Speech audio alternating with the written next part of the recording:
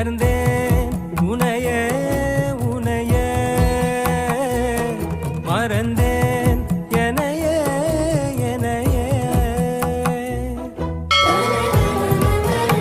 வேதங்கள் மொத்தம் ஓதி யாகங்கள் நித்தம் செய்து பூஜிக்கும் பக்தி அதிலும் உன்னை காணலாம்.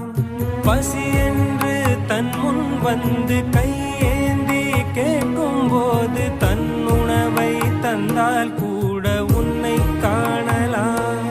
உன்னை காண பல கோடி இங்கு வாழ